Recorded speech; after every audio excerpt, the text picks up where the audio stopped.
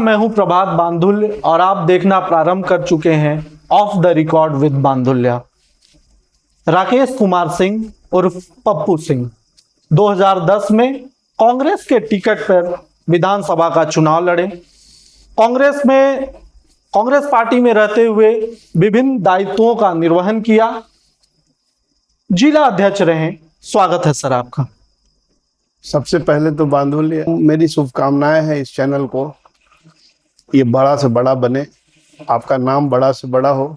Thank you. ये बातचीत का एक ऐसा माध्यम है जिसमें कोई रीटेक नहीं है। क्या आप डर गए दलित से, या रास नहीं आया कि औरंगाबाद का कोई राजपूत औरंगाबाद के किसी दलित के अंदर काम करेगा? मेरा इशारा आप समझ गए होंगे, राजेश राम की तरफ है। जब वो अध्यक्ष बनकर आते हैं तब आप स्वागत करते हैं, एक कार्यक्रम करते हैं और इसके कुछ दिन के बाद ही आप इस्तीफा दे देते हैं। कारण बहुत दिनों से मेरा मन दुखी था। अच्छा। और मुझे बहुत खुशी हुई कि राजेश राम हमारे जिले से कोई प्रदेश का अध्यक्ष बना पहली बार। आप शायद नहीं समझते हैं, लेकिन चूंकि आप हमारे साथ संपर्क में आएंगे या और थोड़ा हमारे बारे में पता करेंगे, तो निखिल कुमार के साथ, श्यामा जी के साथ या सत्येंद्र बाबू के परिवार के साथ यही एक राजपूत परिवार है जिसके यहाँ सबकी आवाज, रियल प्रजातंत्र, जहाँ रियल डेमोक्रेसी है, वो यही है। और उसी तरह से हम उनके साथ जुड़े हैं।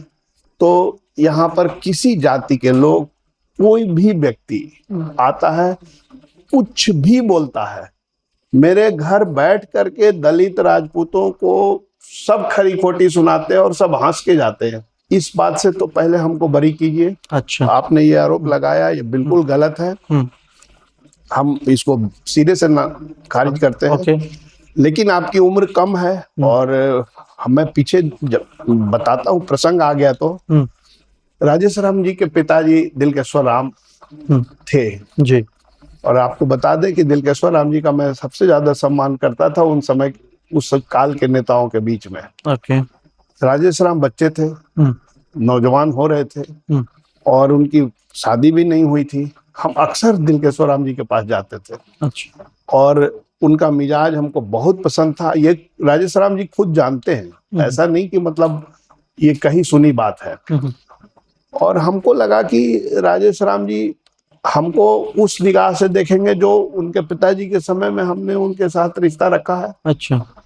और संयोग की बात कही है कि मैं उस दिन दिल्ली में था, जिस दिन वो अध्यक्ष बने। जब अध्यक्ष बने और बाइट चला, एक लाइन चली, तो वो मैं दिल्ली में ही था। ये करीब 10 बजे, 9:30 10 रात बज रहा था।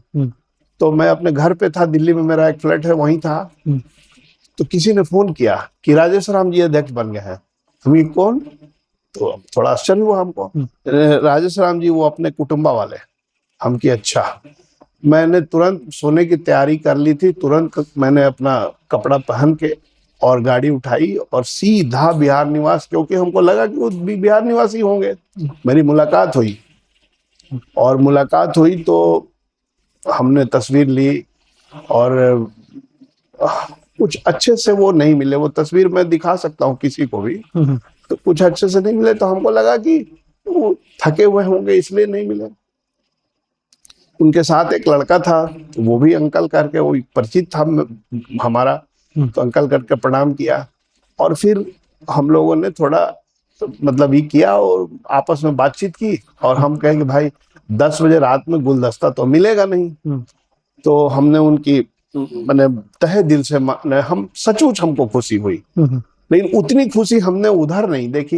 लेकिन हमको लगा कि थके हुए होंगे, क्योंकि हम सोच ही नहीं सकते थे कि राजेश राम से हमारा कोई तरह का ये होगा। हमारे पुराने रिश्ते थे और उनका हमने वहां जा करके, हम लोगों ने वहां सदाकत आश्रम में भी जो स्वागत था उसमें भी मैं शामिल हुआ।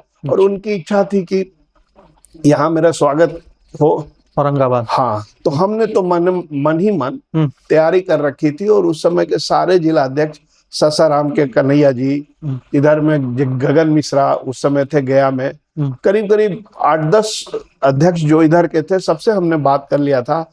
और हम और एक ओबरा, यहाँ पर एक ब्लॉक है, वहाँ के गांव के हैं नरेश पांडे जी। अच्छा। नरेश पांडे जी भी बहुत पुराने साथी हैं, चूंकि ओबरा से है राजेश, तो वो भी थे। तो हम लोग रास्ते में गए और हम लोगों ने कहा कि भाई नरेश बाबा ही हम उनको बोलते हैं कि नरेश बाबा, सो इससे बढ़िया मौका अब औरंगाबाद को नहीं मिलेगा। अच्छा। प्रदेश का अध्यक्ष बना है और हम लोग इसके पीछे जी जान से लगेंगे, और इनको हम जगजीवन राम तो नहीं बना पाएंगे, लेकिन उससे कम भी नहीं रहने देंगे, ये मेरी ख्वाहिश है। तो हम लोगों ने बड़ी ख्याली पुलाव पकाए, पकाने के बाद हम लौटे खुशी खुशी। फिर इनकी तैयारी हुई स्वागत की, उसमें हमने भाग लिया, खूब बढ़िया हम लोगों ने इंतजाम किया। तो ऐसा बिल्कुल ही नहीं है, ये मतलब कोई नाराजगी नहीं है? कोई नाराजगी नहीं, आज भी मेरे रिश्ते अच्छे हैं। अच्छा। आज भी मेरे रिश्ते अच्छे हैं। कांग्रेस अपने आप को राजपूत से किनारे तो नहीं कर रही है? दिख तो यही रहा है, जो दिख रहा है आपको, जो सवाल आपने किया वो ऐसा दिख रहा है, लेकिन ऐसी बात है नहीं। और हम क्यों राजेश राम से डरेंगे? मैं एक बार जिला अध्यक्ष चुना गया, उसके बाद फिर रीसफल हुआ। जिस पत्र में कार्यकारी अध्यक्ष महेंद्र बने हैं, कार्यकारी महेंद्र यादव जी भी पुराने कार्यकर्ता है, और वो बने हैं जिससे कार्यकारी, उसी पत्र में मैं दोबारा जिला अध्यक्ष बना हूँ। अच्छा।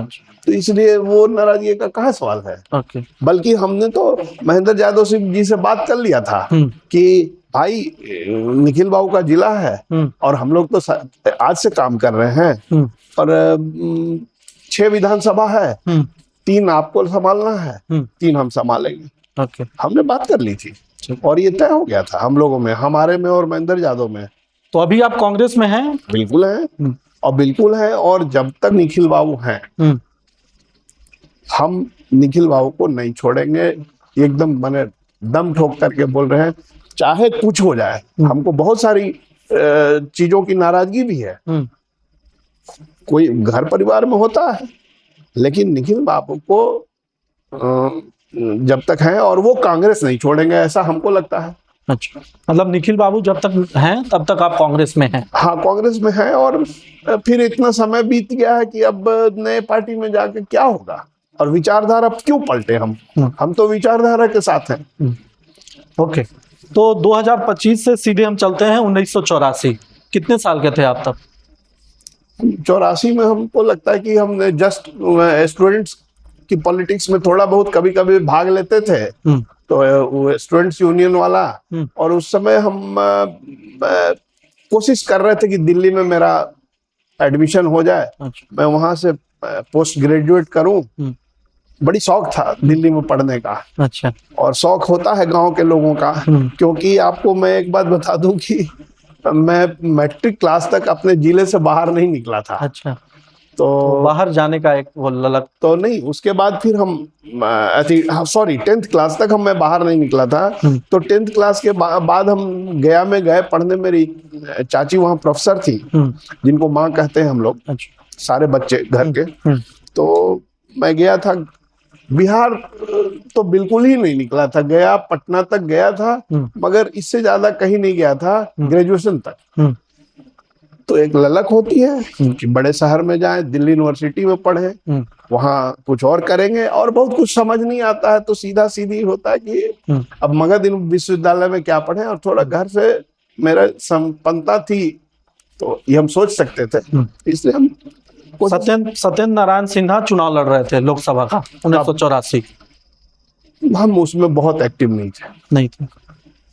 उस समय बहुत एक्टिव नहीं थे हम लोग। जो बच्चा होता है एक एडमिशन के चक्कर में परेशान इधर उधर, तो हम उस काम में लगे थे और उतना एक्टिव नहीं थे कि चुनाव में हम।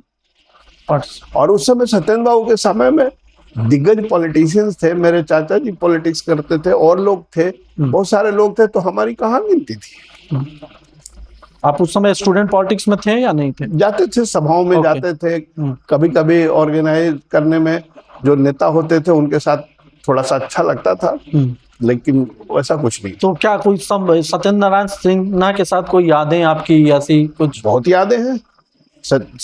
हम समझते हैं कि इस जिले में बचे हुए पॉलिटिशियंस में शायद ही एक आध आदमी ऐसा होगा जो हमसे ज्यादा सत्येंद्र बाबू के साथ रहा हो। अच्छा। सत्येंद्र बाबू नहीं, उनको छोटे साहब बोलिए, हम लोग आदर से छोटे साहब बोलते हैं।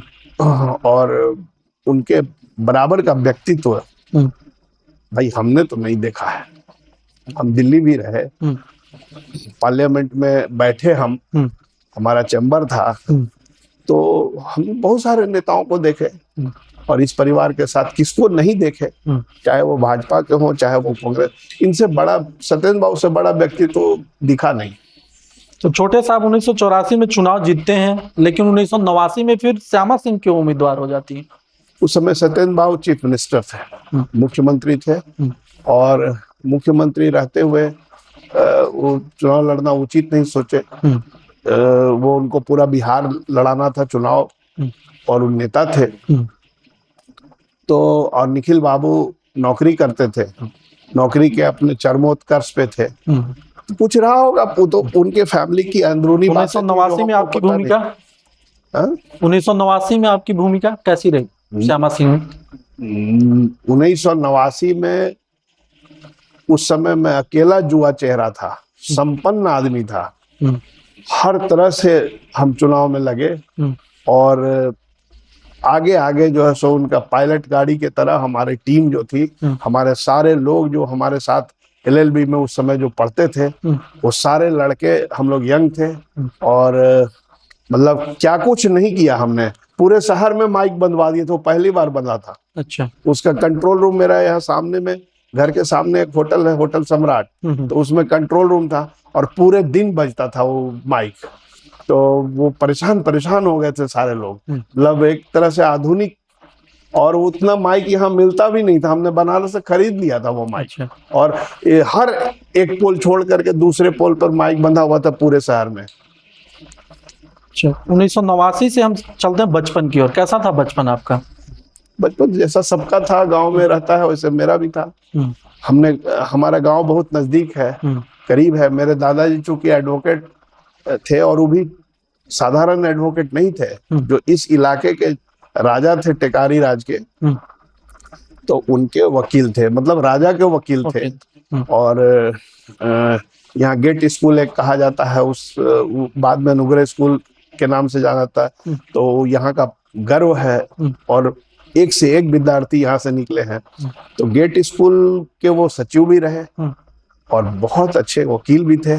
तो हमारा घर, और जहाँ हम लोग बैठे हैं इधर, बहुत सारी प्रॉपर्टी उन्होंने खरीद दी अपने वकालत के बल पर, और हम यही रहे बराबर। मतलब आप प्रिविलेज्ड रहे हैं? हाँ, प्रिविलेज रहे, ये मैं मानता हूँ कि आज भी जो यहाँ का रमेश चौक है, वहां पर हमसे ज्यादा प्रॉपर्टी किसी के पास नहीं है।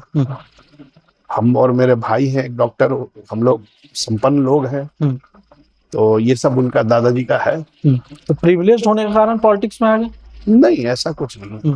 क्या कर रहे थे? परिस्थितियां होती गई, और अचानक पहुंच गए घूमते घूमते। अच्छा, अचानक मतलब यहाँ पॉलिटिक्स तक पहुंचने का क्या रास्ता था? कहाँ से होकर गुजरे? जैसे पहले हमारे पिताजी बिल्कुल किसान थे, और वो बहुत मेहनत से किसान का, और चाचा, मेरे 2 भाई थे, तो चाचा जी वकील थे यहाँ पर वकालत खाने में।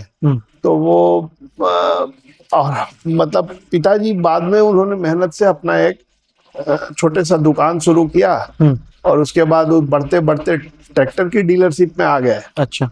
तो आ गए, तो जब हम पास करके आए वहां से, गया से ग्रेजुएट होके, तो मेरे सामने सवाल था। तो हमने बहुत कोशिश किया, वहाँ दिल्ली यूनिवर्सिटी में एडमिशन नहीं हुआ, तो फिर मेरे सामने एक सवाल था कि अब करें क्या।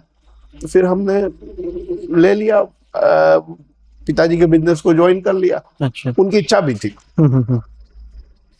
बिजनेस करने लगे, और ट्रैक्टर का बिजनेस किए। 1 साल हमको व्यापार समझने में लगा, उसमें बहुत कागज लिखा पढ़ी जमीन के कागजात और ये सब समझने में थोड़ी दिक्कत तो हुई उस समय, लेकिन 1 साल के बाद हम खुद से बिहार नंबर 1 रहे। अपने व्यापार में हम बिहार के नंबर 1 डीलर रहे। अच्छा, वाह। और नंबर 1 पोजीशन मेरा कोई छीन नहीं सका जब तक हमने व्यापार किया। अच्छा। बाद में हमको मतलब ये पॉलिसी, पहले स्कॉट ट्रैक्टर के हम लोग डीलर हुआ करते थे, बाद में इंटरनेशनल नाम से बनाती थी महिंद्रा कंपनी, तो इंटरनेशनल के हम लोग डीलर हुए।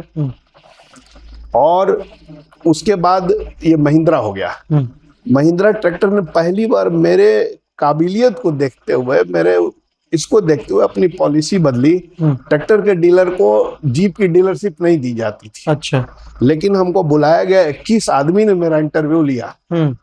और वो ये 90 की बात रही होगी, हमको लगता है कि 90 सेकेंड हाफ मतलब में बात रही होगी। 20-21 आदमी हमको इंटरव्यू लिए और वहां तय हुआ कि मतलब स्पेशली तय हुआ कि डीलरशिप कौन चलाएगा, इनके पिताजी चलाएंगे या ये चलाएंगे। पिताजी को उन्होंने वीरेंद्र बाबू बोला, वो जानते थे लोग, नाम उनका बड़ा था। तो बोले वीरेंद्र बाबू चलाएंगे या ये चलाएगा। तो लोगों ने कहा कि नहीं ये चलाएगा। तो कहा कि हाँ ये चलाएगा तो हम देंगे, क्योंकि भागता बहुत है और इसको देंगे और इसी के नाम से देंगे। पापा को खुशी हुई कि भाई बेटा मेरा, और मिला, फिर डीलरशिप मिली। ठीक है। 1990 से फिर आ जाते हैं 1991, सत्येंद्र नारायण सिंह चुनाव लड़ने आए लोकसभा। पहले तो 89 में हम बहुत एक्टिव थे, उस समय लोग हमको जान गए। और मुख्यमंत्री के उम्मीदवार रही उनकी बहू श्यामा जी, और श्यामा जी से ही। श्यामा जी क्या मुख्यमंत्री का उम्मीदवार रही? हम जैसे सत्येंद्र बाबू मुख्यमंत्री थे तो उन्होंने अपनी बहू को अपने ही रिप्रेजेंटेटिव बना के भेजा ना। हाँ, ठीक ठीक। तो एक तरह से वो मुख्यमंत्री की सीट थी। हाँ, ओके। और सिटिंग मुख्यमंत्री की बहू लड़ रही थी, उनकी नॉमिनी थी। कैबिनेट मिनिस्टरों से भरा हुआ था वो चुनाव। वो चुनाव ऐतिहासिक था। चुनाव बोफोर्स के ऊपर में बीपी सिंह का जलवा था। 1989। हाँ, श्यामा जी हार गई, लेकिन वो आयरन लेडी थी, अब तो नहीं है बेचारी। वो आयरन मतलब पहली बार जब उनको मौका मिला तो वो चुनाव हार गई इसलिए कि वो मतलब 10 दिन के लिए, मात्र 10 दिन पहले आई थी। ओके। और उनको किसी से कोई जान पहचान कभी नहीं थी, कभी वो पॉलिटिक्स में नहीं थी। तो जो भी उनको मिलना था वो इस परिवार का जो लेगेसी था उसी से इनको मिलना था। 10 दिन में उन्होंने जो मेहनत किया और जहां पर पहुंच गई थी, वो यदि बीपी सिंह का कार्यक्रम नहीं हुआ होता चुनाव जीत जाती वो। फिर 1991 में छोटे साहब आए। फिर उनको 91 में सत्येंद्र बाबू आ गए, छोटे साहब। और 89 में बहुत एक्सपेक्टेशंस थे। छोटे साहब ने हमेशा विपक्ष की राजनीति की। अच्छा। तो पहली बार पावर में आए, वो मुख्यमंत्री बने तब। तो औरंगाबाद को लगता था कि, औरंगाबाद क्या बिहार को लगता था कि मतलब ऐसा बड़ा व्यक्तित्व मिला है, ऐसे विकास में एक्सपेक्टेशंस उनके बहुत थे, लोग बहुत थे। और जब मुख्यमंत्री बने थे तो हम लोगों को याद है कि जो लोग वहां से मिलने के लिए फूल माला लेकर के यहाँ से गए थे, गाड़ी तो कम ही चलती थी औरंगाबाद से। हाँ, तो वहां पर अधिकांश लोग उनके घर के बाउंड्री वाल के ऊपर दूर से माला फेंक करके और चले आए थे। माला नहीं पहना सके थे, भीड़ इतनी थी। हाँ, इतनी भीड़ थी। और 9 महीने में और कुछ न कुछ कांग्रेस की भी पॉलिसी रही, कुछ उनके साथ साजिश हुआ, तो ये सब तरीके से कुछ हुआ और बहुत कुछ। 9 महीने में कोई मुख्यमंत्री काम नहीं कर सकता और एक्सपेक्टेशन बहुत था, तो उसका गुस्सा निकला लोगों पर और वो गुस्सा श्यामा जी के ऊपर निकला। लेकिन वही गुस्सा बरकरार था। जब इन 91 में आ गए तो गुस्सा बरकरार रहा, तो इसलिए 91 में गड़बड़ हो गया। 96 भी? 96 तो बिल्कुल हम लोग जीतते रह गए। 96 बहुत अच्छा चुनाव था और खूब समर्थन मिला था, इनको सहानुभूति मिली, लोगों को बड़ा तकलीफ था। हालांकि हमको लगता है, मेरा अपना मानना है कि 89 के बाद यदि श्यामा जी आ जाती तो वो श्योर जीत जाती। श्यामा जी को जो लोगों ने यहाँ बिंदी और ये वो एक बहू के रूप में जो पहली बार देखा, तो सत्येंद्र बाबू की बहू के रूप में, तो जब हार के चली गई तो इस जनता को बड़ा मलाल हुआ कि मैंने बहू आई और पहली बार और हम हरा के भेज दिए। तो बहुत ज्यादा उनके, मतलब 96 में लोग चाह रहे थे कि श्यामा 91 में, 91 में चाह रहे थे कि श्यामा सिंह आए। हाँ, तो ये निर्णय थोड़ा सा वहां पर ये हो गया और सहानुभूति थी और ये जीत जाती चुनाव।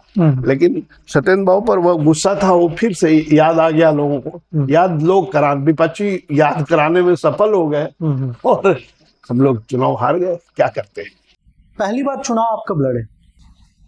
पहली बार 2010 में लड़े, एक ही चुनाव लड़े हैं। नहीं, उसके पहले भी एक चुनाव आपने लड़ा, वार्ड का चुनाव था। हाँ, वो 89 में लड़े थे हम। वो बिल्कुल अचानक, मतलब कोई बहुत प्लान से नहीं, अचानक लड़ गए थे तो चेयरमैन से ही लड़ गए थे। अच्छा। और तत्कालीन चेयरमैन थे अरुण बाबू। अरुण बाबू मेरे गांव के ही हैं। अच्छा।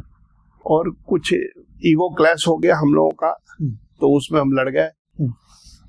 उसके पहले जो चुनाव हुआ था 5 साल पहले, तो उसमें अरुण बाबू 2 वोट से जीत करके, अच्छा, और रनर थी एक महिला, सुशील बाबू की मतलब बुआ, सगी बुआ, जो ये एमपी साहब हैं, एक्स एमपी, तो उनकी सगी बुआ थी। तो 2 वोट से उनके हस्बैंड त्रिभुवन बाबू हमारे पिताजी के भी दोस्त रहे, घरेलू संबंध रहे, लेकिन त्रिभुवन बाबू का और लूटर बाबू को साले बहनोई में बिल्कुल बातचीत भी बंद थी। अच्छा। तो ये मदद कर रहे थे अरुण बाबू को। 2 वोट से वो जीते थे और अपनी सगी बहन को वो हरवाए। अच्छा। मतलब इस तरह के रिश्ते थे। तो मतलब लूटन बाबू अपनी सगी बहन को हरवाए। हाँ।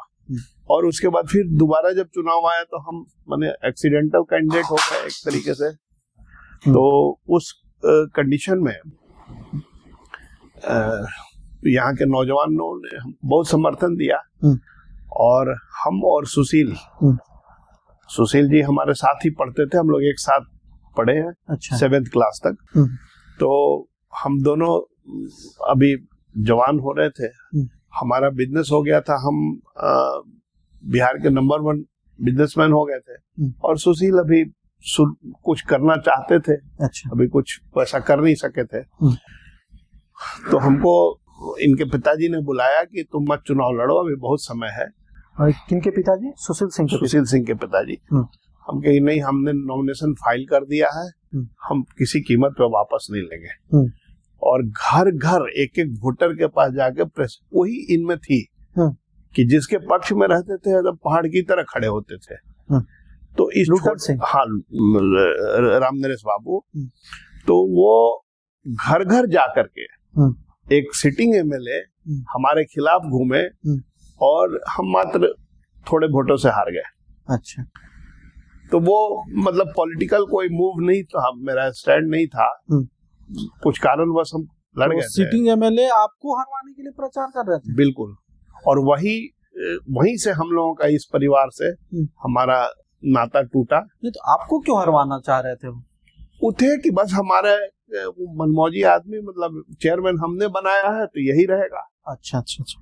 मतलब उनके चेयरमैन को आप चुनौती दे रहे थे? हाँ, इसलिए वो मतलब हमको मेरे खिलाफ खड़े हो गए। आपका दोस्त दुश्मन बन गया?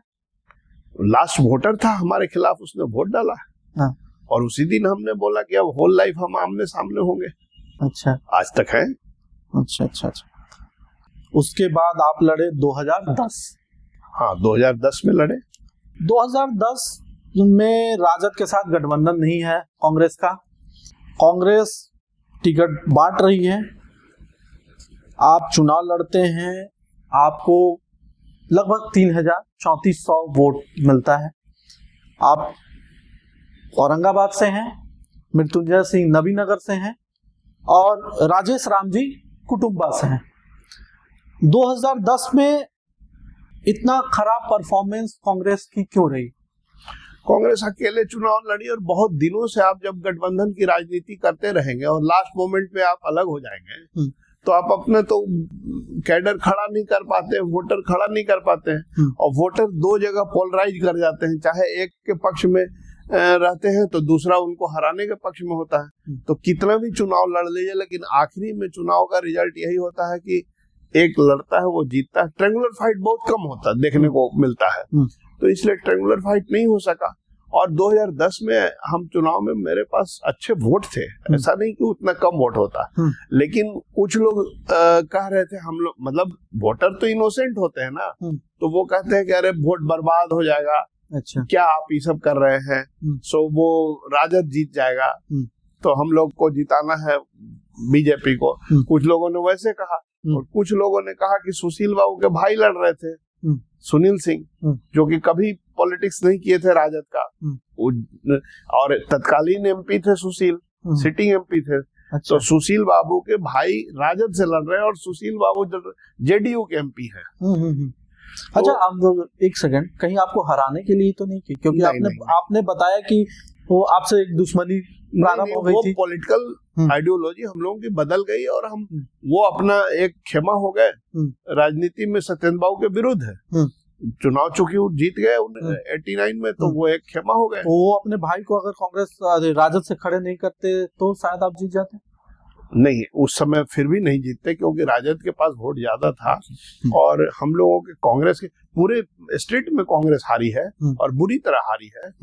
जो लोग निर्दलीय जीतने का दावा करते हैं, बहुत सारे लोग ऐसा भी है, उनको 8,000 वोट आया, राजेश राम को भी बहुत कम वोट आया, सब हारे, सारे लोग हारे।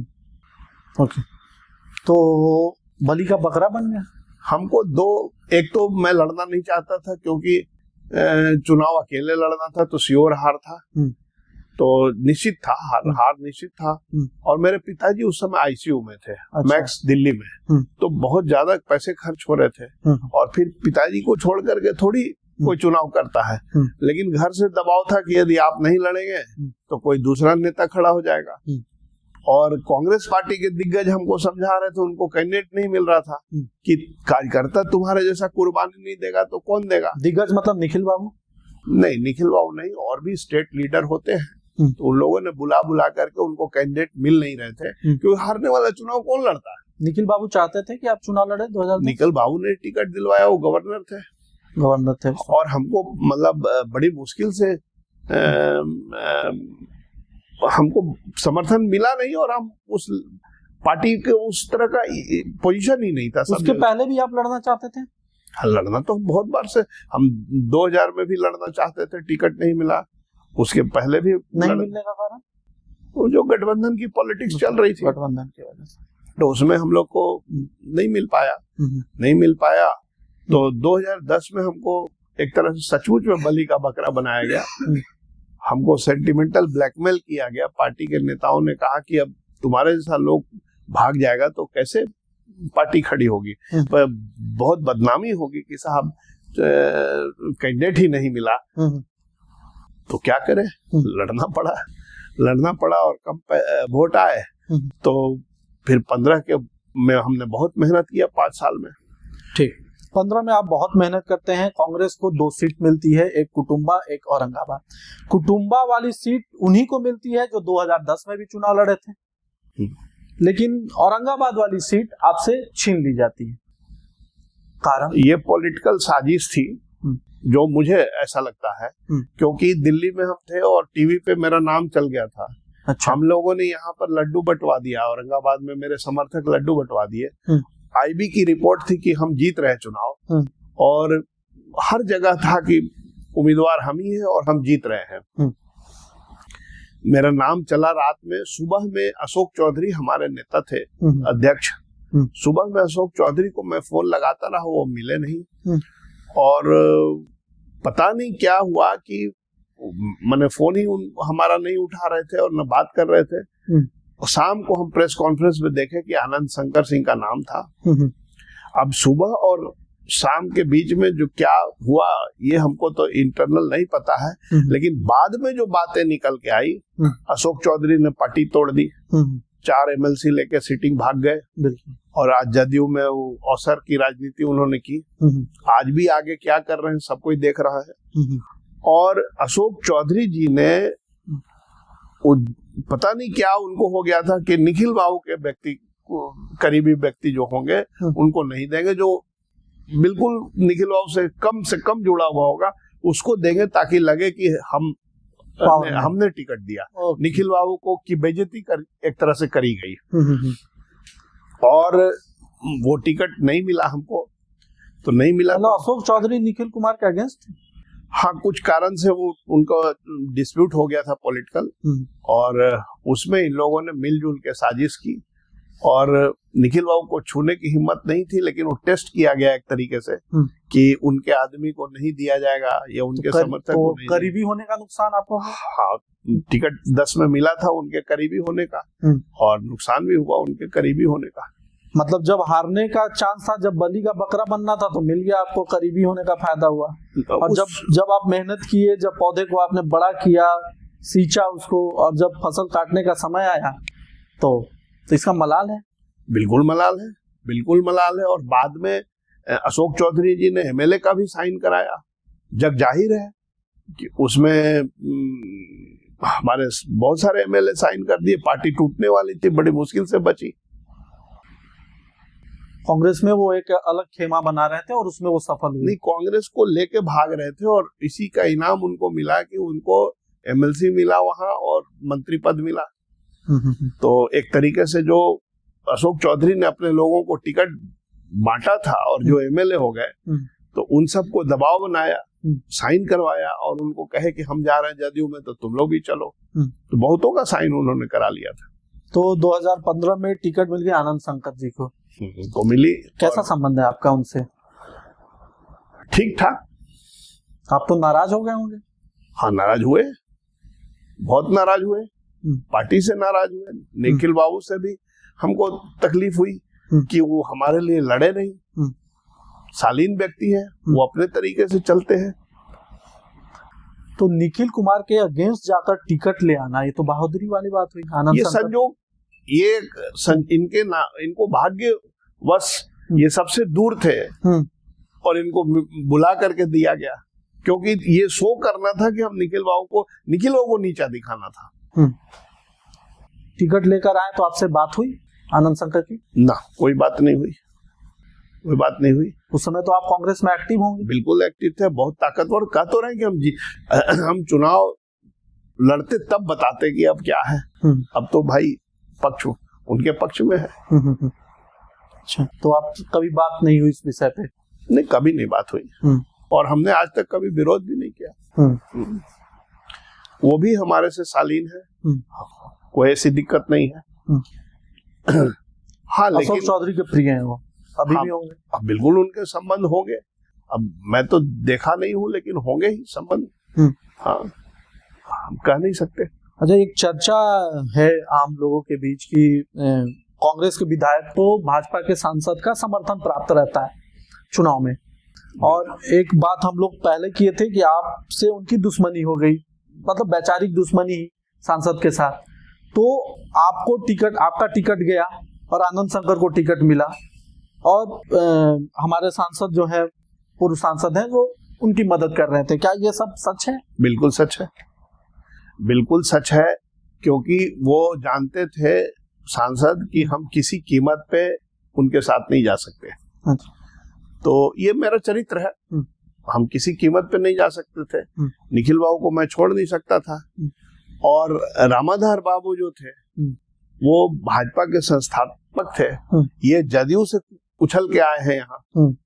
इन्होंने एक तरह से भाजपा पार्टी को कब्जा कर लिया। अच्छा, मतलब आप कह रहे हैं हाईजेक कर लिया? हाँ, हाईजेक किया। इसीलिए तो रामाधार जी आज तक लड़ते हैं। उन्होंने पार्टी को खड़ा किया यहाँ, और अब एमपी बन गए। मान ले जदयू के सिटिंग एमपी हैं और आप अचानक से भाजपा में चले जाते हैं। उसके पहले आप अपने भाई को लड़ाते हैं इससे आरजेडी से, उसके प्रचार करते हैं। तो ये भाजपा के कहां से हो सकते हैं? तो ये रामाधार बाबू का, जैसे हमारा आनंद शंकर से हम दुखी हुए, पार्टी से दुखी हुए, वैसे उनका भी, रामाधार जी का भी होना लाजमी था। जो पावरफुल रहेगा वो हाईजेक करेगा, इसमें दिक्कत क्या है? नहीं, दिक्कत वो कहाँ कह रहे हैं कि कोई दिक्कत है? ये तो हुआ ही, जैसे सामने ही हुआ कि उनकी चल गई, तो आनंद शंकर आज एमएलए हैं 10 बरस से, हम घर बैठे हैं। तो ये तो राजनीति का नियम है, इसको हमको भी मानना है, दुनिया को मानना है। ये कौन सी बड़ी बात है? तो चुनाव में आप आनंद शंकर का प्रचार करने नहीं जाते? नहीं, हम नहीं जाते हैं, नहीं जाते? हमको पूछा ही नहीं जाता है, अच्छा। हम पर भरोसा नहीं होगा, या और कोई बात होगी तो हम पार्टी की मदद दूसरी जगह जाके करते हैं। अच्छा।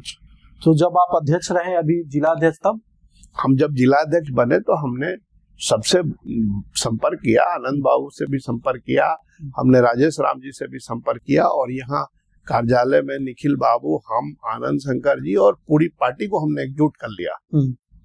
और इसका कारण ये है कि हम आनंद शंकर जी के खिलाफ कभी कुछ किया ऐसा नहीं है, तो इसलिए उनकी नाराजगी भी नहीं है हमसे, और हमसे वो सलाह भी नहीं लेते हैं। वो अपने तरीके से वो आनंद जी ही नहीं, बिहार के सारे एमएलए संगठन से कोई तालमेल नहीं रखते हैं, वो अपना काम खुद करते हैं। अच्छा। हाँ, ये सब जगह का है। जबकि पहले पुरानी बात हो गई कि जिलाध्यक्ष है या संगठन है या कार्यकर्ताओं से बात करना है, ये सब पुरानी बात हो गई। सब अपना अपना खेमा बनाए हुए हैं, और ये कमोबेश हर पार्टियों में है। ये सिस्टम बदल गया। निखिल कुमार का पार्टी में नहीं चला, ये नहीं कह सकते, होता है कभी कभी ऐसा होता है कि अन्य चीजें हावी हो जाती हैं। मतलब आपकी उम्मीद तो बहुत रही होगी ना निखिल कुमार से? उनसे नहीं, हम पार्टी का काम हमने किया, हमको पार्टी से भी उम्मीद थी। हम हिमाचल प्रदेश के प्रभारी रहे हैं, हम मेरे समय में जो सुखविंदर जी थे, वो यूथ कांग्रेस के जो अध्यक्ष हुआ करते थे, और हम यूथ कांग्रेस की तरफ से सुरजेवाला के प्रतिनिधि बन के जाते थे, तो वो आज सीएम है हिमाचल प्रदेश के। पैसा का कोई खेल हुआ होगा, सुनने में तो आता है कि हुआ होगा, कुछ न कुछ हुआ होगा। तो आप तक खबर होती तो आप भी पहुंच जाते हैं। हम क्यों पैसा देंगे निखिल बाबू के साथ? हम इसलिए थोड़ी है कि न वो पैसा लेते हैं न पैसा देते हैं, और ये इल्जाम हम पर भी कोई नहीं लगा सकता है। 14 करोड़ रुपए की हमने संसद कोटे की राशि बांटी थी, श्यामा जी हमारी बात मानती थी, कोई एक भी व्यक्ति नहीं कह सकता है कि 1 रुपए का कमीशन लिया गया होगा। कैसा रिश्ता था श्यामा जी के साथ आपका? जो हम कहते थे वही वो मानती थी, हम पर अटूट भरोसा था उनका, और ये रिश्तेदारी की वजह से नहीं था। आज हम निखिल बाबू के यहाँ हैं या पार्टी में हैं, तो हम पर कोई एहसान नहीं है। हम एक वर्कर हैं, हम ईमानदार वर्कर हैं। हमने अपने काम को अपने इन्वेस्टमेंट करके, अपने घर के पैसे से, अपने घर के पूंजी से, अपने घर की सलाहियत से, अपने पारिवारिक पृष्ठभूमि से पार्टी को मदद की है, पार्टी के उम्मीदवार की मदद की है, इसलिए हम हैं। एक कविता है हमारी कि तुम्हारी आंखें बता रही है रात कल तुम सोए नहीं हो, या तो इश्क नया नया है या तो कुछ टूट गया है। तो 2 स्थिति होती है जब हम बेचैन रहते हैं, कुछ नया नया या कुछ खत्म हो जाने का। आपको लगता है कि आप जो बनाना चाह रहे थे वो सब कुछ खत्म हो गया? प्रभात जी, आप नौजवान हैं, और ये जो हम बात कहने जा रहे हैं वो आपको भी मैंने जानने के लिए कह रहे हैं, और हम नौजवान पीढ़ी को संदेश देना चाहते हैं जी। और वही हम फॉलो करते हैं। झरने से पानी देखा है आपने बहते हुए, बहुत पतला रहता है, बहुत साफ सुथरा रहता है। हम अपनी जीवन काल को या जीवन शैली को उसी से तुलना कर रहे हैं कि मैं बहुत साफ हूँ, बहुत धार पतली है, बहता जाऊंगा, सबको कुछ न कुछ प्यास मिटाऊंगा, कहीं किसी का कोई नुकसान नहीं करूंगा। लेकिन हमको रोकने की कोशिश कीजिएगा उस पतले धार को। कुछ देर के लिए तो आप रोक सकते हैं, लेकिन उस धार को रोक नहीं सकते हैं। सैलाब बन के निकलेगा वो। अच्छा, सैलाब बन के निकलेंगे इस चुनाव में? अब कब निकलेंगे ये कहना, कितने देर तक आप उसको रोक सकते हैं? हमको रोकने की सब कोशिश हो रही है, की गई है, आज भी की जा रही है, लेकिन ये सैलाब कब निकल के आएगा वो वक्त बताएगा। ऑफर तो आ रहे होंगे आपको? ऑफर हमको जनसुराज ने बीसीओ पर कांटेक्ट किया है। दूसरी पार्टियों में हम जो आदमी अपना लगाएगा, हम क्या लालू जी के साथ नहीं जा सकते थे? हम क्या नीतीश जी के साथ नहीं जा सकते थे? नहीं, मेरा बिल्कुल स्पष्ट है। जब हम यंग थे, हमने सारा कुछ अपना काम कर लिया था, हम एस्टेब्लिश हो गए थे, हमारी ख्वाहिश थी कि हम औरंगाबाद का कुछ करें, हमारे नेता हमको दिखे कि यही ताकतवर हैं और इन्हीं लोगों के द्वारा औरंगाबाद का कुछ विकास हो सकता है, तो हमने उनको ज्वाइन किया।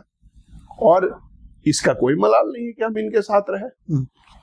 ये उस लेवल के नेता है। देखिए चुनाव में हर चुनाव होता है, मुखिया बनता है और भी प्रतिनिधि बनते हैं, विधायक बनते हैं, एमपी बनते हैं, नेता कोई नहीं बनता है, नेता बहुत कम बनते हैं। ये परिवार नेता है, नेताओं का परिवार है, ये नेतृत्व दिया है इसने। तो हम भी जो है वो विधानसभा लड़ने और विधायक बनने और इसके लिए तो आए नहीं थे। हम चाहते थे कि हम नेता बने, नेता हैं और अब नेता हमको जो मत का जो मेरे पास सर्टिफिकेट है अभी तक, उसमें हम लीडर तो कहे नहीं जाएंगे। जनता एमएलए को मानती है, जनता एमपी को मानती है, तो हम कभी, मेरा ये चॉइस ही नहीं था और हम बाय चॉइस पॉलिटिक्स में आए हैं। हम कोई ऐसा थोड़ी है, हमको ये लाइन पसंद है, हमको गांधीवाद पसंद था, हमको नेहरू पसंद थे, हमको इंदिरा जी पसंद थी, हमको राजीव जी पसंद थे, हमको सत्येंद्र बाबू पसंद है, तो इसलिए हम इस विचारधारा में हैं। हमको अम्बेडकर जी पसंद है, हमको जगजीवन राम की शैली पसंद है, हमको कांग्रेस की शैली पसंद है, इसलिए हम आए। अच्छा, आपको इसकी खबर है कि जब निखिल कुमार को टिकट नहीं मिली तो कांग्रेसी भी भाजपा को वोट की? देखिए मतदाता और कैडर में फर्क होता है। अच्छा। कैडर जो है वो अपनी पार्टी को वोट करता है, लेकिन जो मतदाता होता है वो चेहरा देख के वोट करता है। यदि निखिल कुमार को आपने टिकट नहीं दिया तो उसका खामियाजा तो भुगत रहे। कल भी तो हमारा पोस्ट आया है फेसबुक पर, आपने देखा होगा कि वो हमारा एक मजबूत साथी चला गया। राजेश राम जी को पार्टी ने बनाया यहाँ पर कि हम हरिजन वोटों को प्रभावित कर सकेंगे, दलित वोटों को प्रभावित कर सकेंगे। हमारे यहाँ से बड़े बड़े अच्छे नेता जिला लेवल के, मुनिंदर राम जी, हमने पोस्ट में लिखा है, मुनिंदर राम जी, व्यास राम जी, श्याम बली राम, एक अल्पसंख्यक लीडर था हमारा, वो आजकल जेडीयू में चला गया है, साबिर हुसैन। तो ये कांग्रेस में निखिल बाबू की वजह से ये सब लोग घूमते रहते थे यहाँ जुड़े हुए। हाँ, उनको लगता था कि चलिए कोई नहीं पूछ रहा है तो कम से कम निखिल बाबू से तो हम मिल ही लेते हैं, वो तो मेरा एक आध काम कर देते हैं या मेरे लोगों का कर देते हैं। तो वो चीज जब समाप्त हो गया तो वो लोग हताश हो गए। हताश हम भी हैं, हताश जा रहे हैं, हमने रिजाइन किया ना, और क्या करें, जनसुराज में जा रहे हैं। नहीं, ये मैं नहीं कर रहा हूँ, लेकिन हमने मैंने कुछ चीजें मुझे अच्छी नहीं लगी, अब नहीं लगी तो हमने रिजाइन किया। अब साहब हम मजबूत हैं यहाँ, हम 19 में चुनाव लड़ने लायक हैं, हम अपने एमपी को बनाने लायक हैं। कोई भी एमपी आएगा, कार्यकर्ता तो इसीलिए नहीं खुश है कि हमारा एमपी होगा। तो 19 में हम जीतने के कगार पे थे, हमारी टिकट चालाकी से ले ली गई गठबंधन के नाम पर, हम पार्टी को दे दी गई। फिर हमने मेहनत किया, हमारा नेता जो यहाँ थे निखिल बाबू वो भी मेहनत किए, हम लोग मेहनत किए, तो नेताजी से ज्यादा तो नुकसान हम लोगों का होता है। वो तो बड़े हैं, उनको तो सब कुछ मिला हुआ है, हम लोगों को आशा होती है कि हम लोगों को कुछ मिलेगा। अरे कुछ नहीं मिलेगा तो पावर मिलेगा, लोगों को काम हम कराएंगे, और काम हम लोगों ने देखा है कि इस परिवार को आगे रख के हम लोगों का औरंगाबाद का भला हुआ है। थर्मल पावर आप देख लीजिए, सीआरपीएफ कैंप आया, सेंट्रल स्कूल आया, एक भी काम बता दे सुशील बाबू 15 साल में, एक भी काम बता दे। मतलब आप कह रहे हैं कि सुशील सिंह कोई काम नहीं किया? हम तो पूछ रहे हैं, आपके माध्यम से हम जानना चाहते हैं, हम चाहेंगे कि आप सुशील बाबू से भी पूछिए कि आपने कौन सा काम किया है, या आप भी यहाँ के रहने वाले हैं, आप ही बताइए कौन सा काम किया है उन्होंने। चलिए हम पूछेंगे उनसे जब बात होगी तो। बिल्कुल पूछिएगा। टिकट, निखिल बाबू के टिकट काटने में क्या है, वजह क्या हो सकती है? अब तो वजह तो हम तो राजद की हठधर्मी कहेंगे भाई। गठबंधन की राजनीति होनी है, अभी प्रेस कॉन्फ्रेंस नहीं हुआ है। जिस समय गठबंधन होता है 19 में, तो आप कहते हैं कि हम राज्यसभा रखे हुए हैं आपके लिए, वो वीडियो वायरल होता है प्रेस कॉन्फ्रेंस में, साझा प्रेस कॉन्फ्रेंस में वीडियो वायरल होता है कि निखिल बाबू को मिलना है, और वो नहीं देते हैं, आप वो फिर ले लेते हैं और राज्यसभा में अपना आदमी भेज देते हैं। फिर जो इस बार मेहनत करने के बाद बिना प्रेस कॉन्फ्रेंस के, बिना बात किए हुए अपना सिंबल दे देते हैं, वो भी उस व्यक्ति को देते हैं जो व्यक्ति उस दिन तक जेडीयू का जिला अध्यक्ष गया जिला का है। राजद के भी किसी कार्यकर्ता को यहाँ के आदमी को नहीं मिला है। ये तो धन्य है उनके वोटर कि जो किसी को वोट दे देते हैं उनके कहने से। और लालू जी का एक ऐसा प्रताप है, वो चला रहा है। वो जितने दिन तक उनको नेता बना के रखे। तो विधानसभा भी राजन मांग सकती है। अब ये तो उन लोगों का अपना जो भी है वो कर सकते हैं। अब ये तो मतलब ये प्रश्न है ना, आप ये तो मेरा स्टेट लीडरशिप, मेरा सेंट्रल लीडरशिप नहीं ये सब देखेगा। हम तो कार्यकर्ता हैं, हम तो अपनी बात कर सकते हैं। मतलब हटते जा रहे हैं आप धीरे धीरे, कांग्रेस हटते जा रही है, राजद आगे बढ़ते जा रही है। वो हटाते जा रहे हैं और हमारा नेतृत्व लड़ नहीं रहा है, लड़ नहीं रहा, हमको बचा नहीं रहा। हम क्यों रहेंगे भाई? हम आपकी पार्टी में मेहनत करेंगे, ये करेंगे, तो पहले हम कांग्रेस को मजबूत करेंगे और फिर कांग्रेस कमजोर आप करिएगा, फिर हम दोबारा से मजबूत करेंगे। तो हमारा तो यही काम रह गया। शायद पार्टी को लगी होगी कि नहीं जीत पाएंगे निखिल कुमार को टिकट देकर। ये तो आंख बंद करके भी कोई घूम जाता तो किसी से पूछ लेता, या आज भी पूछेगा तो सब लोग बताएंगे कि क्या सीन है। इस बार भी हमको पता है इंटरनल कुछ सोर्सेस से, क्योंकि कुछ हमारे लोग भी हैं, इस बार भी पार्टी ने कहा कि कांग्रेस पार्टी का कोई एमएलए का कैंडिडेट जो सबसे पॉपुलर है, जो अच्छा है, 1 नंबर में हमारा नाम गया है। ये सरकारी आंकड़ा है, लेकिन अब हम सुनी सुनाई बात बोल रहे हैं, मैंने देखा तो है नहीं। जन सुराज के लोग जो आए थे वो हमको तंग कर रहे थे। वो इसलिए तंग कर रहे थे कि वो कहे कि हम जहां भी जिक्र कर रहे हैं तो आपका नाम आ रहा है। हम के भाई हम सोचे ही नहीं हम जन सुराज में जाने का। मतलब 1 नंबर में है तो आप आनंद शंकर का टिकट काट दीजिएगा, जैसा शायद वो काटे थे। हमने अप्लाई भी नहीं किया है। अच्छा, हमने अभी तक एप्लीकेशन भी नहीं डाला है, लेकिन पार्टी हमको टिकट देगी तो हम मना करेंगे? हम लड़ेंगे? हम क्यों मना करेंगे? हम किस लिए पॉलिटिक्स कर रहे हैं? हम भी सदन में जाने के लिए पॉलिटिक्स आपको कर रहे हैं। टिकट मिलेगी तो एक मैसेज ये भी जाएगा कि निखिल कुमार का चला। ऐसा होता है और हम भी यही मानेंगे। औरंगाबाद के आवाम में ये तो मैसेज चल गया ना कि निखिल कुमार का नहीं चल रहा है। हाँ, ये मैसेज होता है, ये मतलब ये होता है, ऐसा होता है। अभी चल ऐसा बात है, लोगों को लगता है, लोगों को मैं गपशप में लोग बात करते होंगे, लेकिन कल भी बैठक हुई है, निखिल बाबू से मिलने गए थे, बड़े बड़े नेता गए थे, कल भी उनके घर पटना में मीटिंग करने गए थे और मिलते रहते हैं। और वो एक सीनियर व्यक्ति है, उनको पार्टी वार्टी से ऊपर के चीज है, वो उनका एक व्यक्तित्व विशाल है। और औरंगाबाद में वो परिवार हट गया तो लीडरशिप खत्म हो गई। लीडरशिप खत्म, हाँ, कांग्रेस भी खत्म हो। नहीं, कांग्रेस खत्म होगी क्या? कि कभी कोई खत्म होता है? एक समय था जब भाजपा को 2 सीट आई थी, आज भाजपा किसी से हिल नहीं रही है, तो उस वक्त होता है, कोई आएगा। अब चुनाव का समय है और अध्यक्ष है ही नहीं, जिला अध्यक्ष का इस्तीफा हो गया, कैसे लड़ेगी कांग्रेस?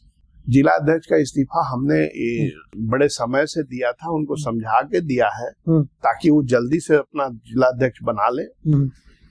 और हमको जो अच्छा नहीं लगा था वो कारण भी हमने लिख के दे दिया है।